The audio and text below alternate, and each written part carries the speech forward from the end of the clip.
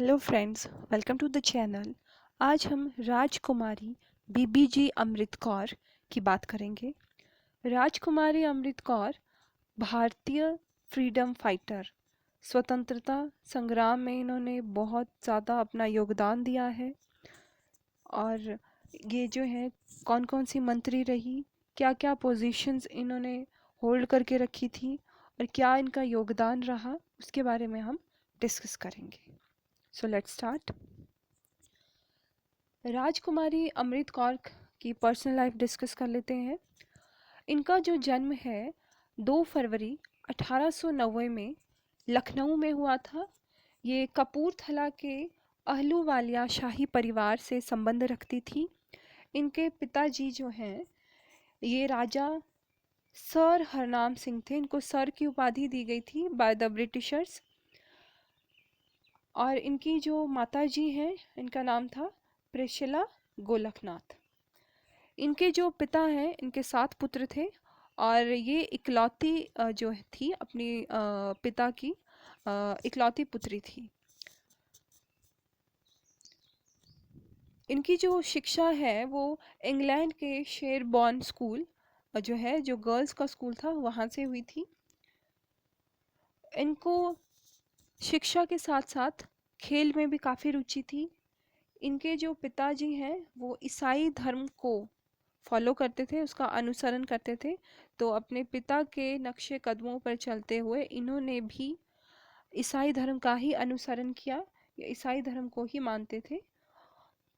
गोपाल कृष्ण गोखले आपको पता ही है, भारतीय स्वतंत्रता संग्राम के बहुत ही फेमस जो है एक सेनानी रहे हैं, स्वतंत्रता सेनानी। और महात्मा गांधी के भी राजनैतिक गुरु गोपाल कृष्ण गोखले ही हैं।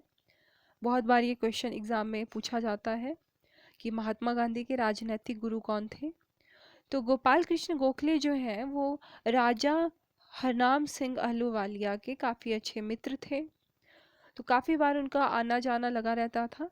तो राजकुमारी जो अमृत कौर है ये काफ़ी ज़्यादा इन्फ्लुएंस होती है कि मुझे भी जो है स्वतंत्रता संग्राम में जो है हिस्सा लेना है, मुझे भी अपने देश के लिए कुछ करना है। तो इस तरीके से इन्होंने भी भारतीय जो स्वतंत्रता संग्राम में बहुत सारी मूवमेंट्स में हिस्सा लेना, भाग लेना शुरू कर दिया। जब ये इंग्लैंड से वापस आई तो इन्होंने भारतीय स्वतंत्रता संग्राम में पार्टिसिपेशन शुरू कर दी। उसी के दौरान जो है इनकी मुलाकात महात्मा गांधी से हुई। महात्मा गांधी के विचारों से ये बहुत ज़्यादा प्रभावित हुई। 1919 में ये महात्मा गांधी से मिली थी और उसके बाद इन्होंने इसमें हिस्सा लेने का फैसला किया। राजकुमारी अमृत कौर ने 1927 में भारतीय महिला कॉन्फ्रेंस की स्थापना करी। इसका काम क्या था? जो भी महिला के जो अधिकार हैं, महिलाओं के अधिकार, जैसे कि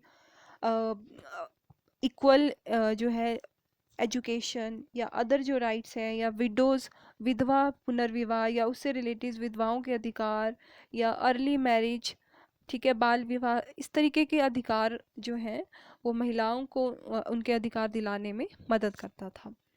तो 1927 में इसकी स्थापना की गई और 1927 से 1930 तक ये उसकी सचिव रही, सेक्रेटरी रही।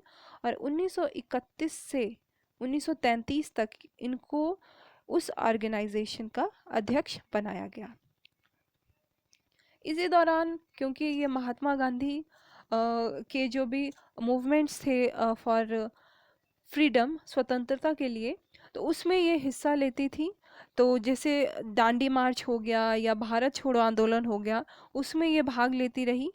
तो अंग्रेज़ों के द्वारा इनको दांडी मार्च में भाग लेने के लिए जेल में भी डाला गया 1930 में।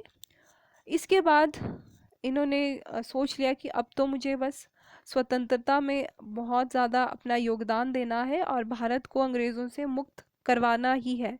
तो इन्होंने अपना शाही परिवार छोड़ के गांधी जी का आश्रम जो है वो ज्वाइन कर लिया।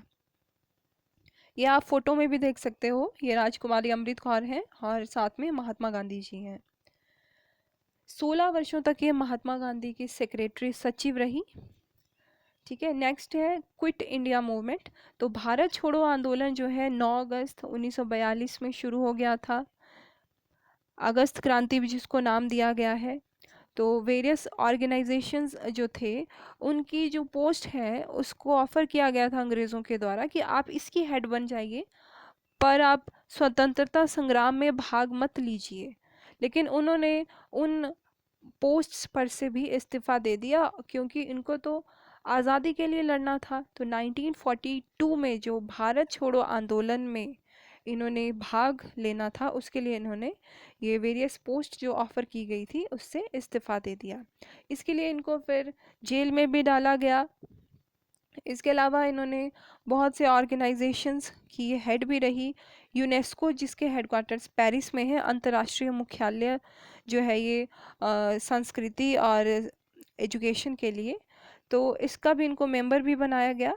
तो इस तरीके की इन ऑर्गेनाइजेशंस की हेड भी रही। 1947 में जब हमारा देश आज़ाद हुआ और स्वतंत्र हो गया, तो जवाहरलाल नेहरू जो हैं स्वतंत्र भारत के पहले प्रधानमंत्री बने। तो उन्हीं के कैबिनेट में पहली महिला जो हैं राजकुमारी अमृत कौर थी। इससे पहले कोई भी महिला जो है वो कैबिनेट रैंक होल्ड नहीं करती थी। इसी के साथ ये स्वतंत्र भारत की पहली स्वास्थ्य मंत्री या पहली महिला स्वास्थ्य मंत्री भी बनी। 1950 में इनको विश्व स्वास्थ्य संगठन जो है या WHO उसकी अध्यक्ष चुना गया, और ये जो है इस ऑर्गेनाइजेशन की अध्यक्ष बनने वाली पहली महिला थी। भारत से तो पहली महिला थी, एशिया की भी पहली महिला थी। WHO जो 7 अप्रैल 1948 को बना था ऑर्गेनाइजेशन, उस ऑर्गेनाइजेशन की। इसके अलावा हेल्थ मिनिस्टर बनने के साथ साथ इन्हीं को श्रेय जाता है एम्स जो है, all India institute of medical sciences इन दिल्ली, उसकी स्थापना में इनका काफ़ी योगदान रहा है। और उसकी पहली जो अध्यक्ष है राजकुमारी अमृत कौर ही थी।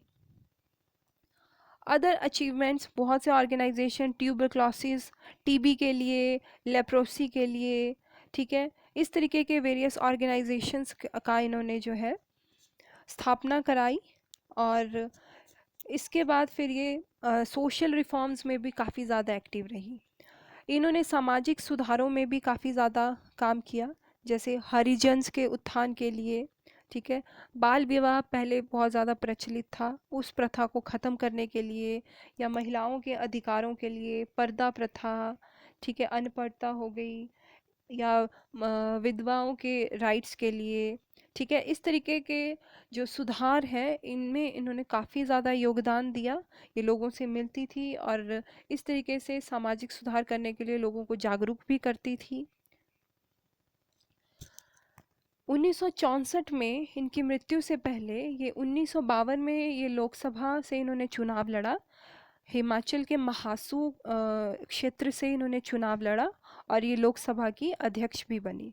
उसके बाद ये 1957 से, क्योंकि लोकसभा का जो अध्यक्ष है वो 5 साल के लिए चुना जाता है, तो 1957 से 1964 तक ये राज्यसभा की भी अध्यक्ष रही।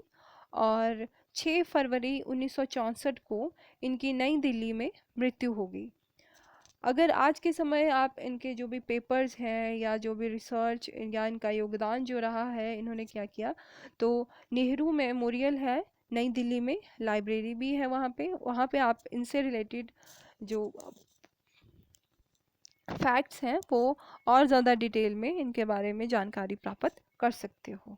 तो this is all about Rajkumari Amrit Kaur life. Thank you.